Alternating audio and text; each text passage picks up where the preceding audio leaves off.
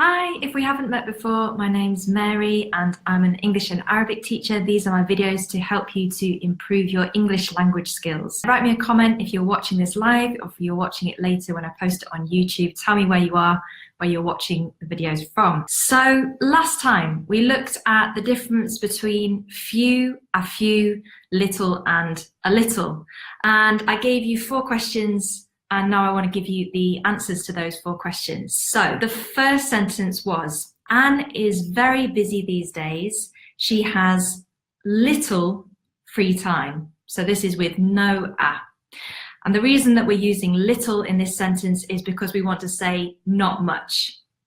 All right, so again, Anne is very busy these days. She has little free time. All right, second sentence. The weather has been very dry recently. We've had little rain.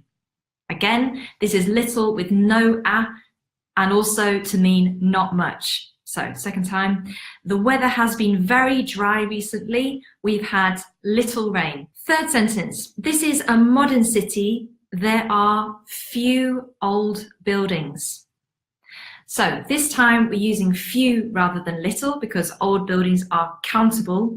And again, we're not using a because we want to say not many. Again, this is a modern city. There are few old buildings.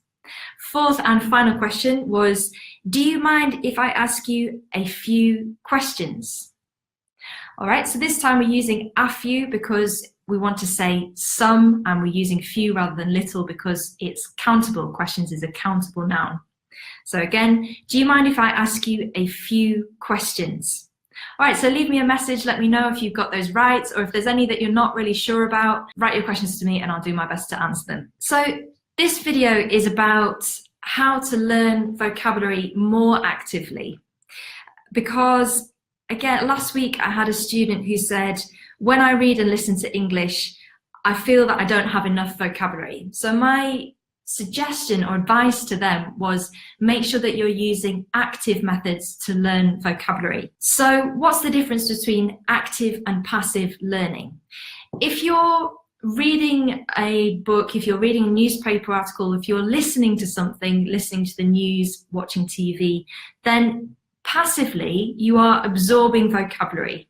And if you hear certain words enough times, you can start to guess the meaning and they start to become part of the vocabulary that you're familiar with. So this is more passive approach to learning. Active learning is identifying the areas that you are aware that you are unsure about, so the vocabulary that you don't know, and using techniques and strategies to make sure that you are learning the vocabulary and it becomes part of the vocabulary that you use in your spoken and written communication. Because this is the difference between active and passive learning, that if you're learning something passively, it's likely that you will eventually understand the meaning when it's being communicated to you, either in a written or a spoken text. However, it's unlikely that you're going to be able to use this new vocabulary in your communication unless you take some steps to actively learn it. So we're going to look at some tips today for how to take a more active approach in language learning. One of the strategies that I think really works and that I've used myself when I was at university learning Arabic is to make vocabulary cards. So I'm going to give you 4 steps to making vocabulary cards and using them effectively in order to strengthen and boost your vocabulary. So the first step is when you're reading or listening to something and you find a word that is unfamiliar, you need to make a note of it. This is why TED, TED, is an amazing resource because it allows you to watch videos and you also have a transcript which allows you to read through the vocabulary afterwards. So if there's something that you heard that you weren't sure about, you can read through it later and find the word that you don't know yet. So first step is to make a note of unfamiliar vocabulary. The second step is to make the vocabulary cards. So when I was at university, the vocabulary cards that I made looked something like this. So I'd have the Arabic word on one side, so this is Asama, and on the other side, I'd write the meaning in English, so it'd be capital city. This is effective in terms of it's a good way to record the vocabulary. It also allows you to test yourself, and it's quite quick and simple to make. However, there are some problems with learning vocabulary in this way, particularly when you're learning English. The way that we write words is not the same as how we pronounce them.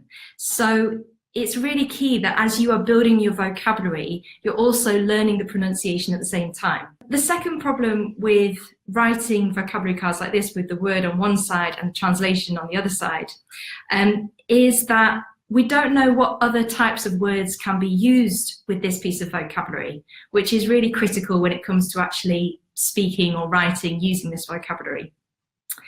And the third problem that we have is that we don't know what type of word it is, which is really crucial for getting excellent grammatical accuracy. Therefore, the information that I suggest that you include is the following 5 points. So we've got translation into your first language, then an example sentence, and I'd say this usually needs to be the sentence from the original text where you found the piece of vocabulary, because that helps you to give it more context and helps you to remember it. And the third thing I'd say is you need the pronunciation. You can find the pronunciation for English words in dictionaries, and particularly online dictionaries are excellent, particularly the Oxford and Cambridge dictionaries online, because they give you the option to hear the word being pronounced. If you're not familiar with the phonemic script, I suggest that's also an excellent way in which you can learn and get a deeper insight into English pronunciation. The fourth thing I suggest you include is synonyms. So synonyms are words that have a similar meaning to the one that you're learning.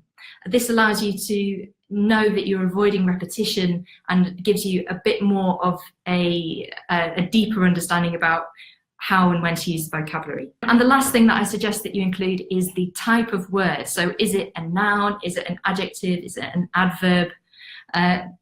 This will help you to improve your grammatical accuracy. So the type of vocabulary card that I suggest that you make is one that looks like this. So I've chosen the word insight, and on the other side, these are the points that I suggest you include. So you can see the translation, you can see the example sentence, the experience provided, and invaluable insights into this field of work. The good thing about this example sentence is that we know that invaluable can be used with insight. We also know that into is a preposition that goes with insight. We've got the pronunciation, so this is written in the phonemic script, and you can see here that this is where the stress of the word is. So we know that the strongest syllable is the first one, insight. The type of word is a noun, and we've got some synonyms there: understanding, perception, awareness, appreciation. Okay, so this gives you quite a lot of information about how to use this particular word. So once you've made your vocabulary cards, the next stage is to create a specific number of cards per day and make this aim reasonable for you. It's really important that you keep this consistent, because your memory is helped by consistent work. So if you think that it's reasonable for you to create maybe 5 vocabulary cards a day, then do that. If you think you can push yourself to 10, do that as well. Or even if it's just 1 per day, that's definitely better than nothing. So choose an aim and make it reasonable according to the amount of time that you have available to learn language. The fourth and final step is to test yourself regularly and get other people to test you. The great thing about checking vocabulary in this way is that you can learn and test yourself quite independently. And you can make games out of it as well. You can get other people to help you. So give this a go, give this a try. I've used it myself. I find it really, really helpful for any language that I've been learning. And yeah, let me know if it works for you. Also, leave me any comments, let me know any other strategies that you find particularly useful for learning vocabulary. So just to recap, the 4 steps are: make a note of your vocabulary, make the vocabulary cards, including those 5 points. So we've got translation, example sentence, pronunciation, synonyms, and the type of word. Third step is to aim to create a specific number of cards per day. And the fourth step is to test yourself regularly to consolidate and reinforce your knowledge. All right, best of luck. Let me know how you get on, and I'll see you in a week.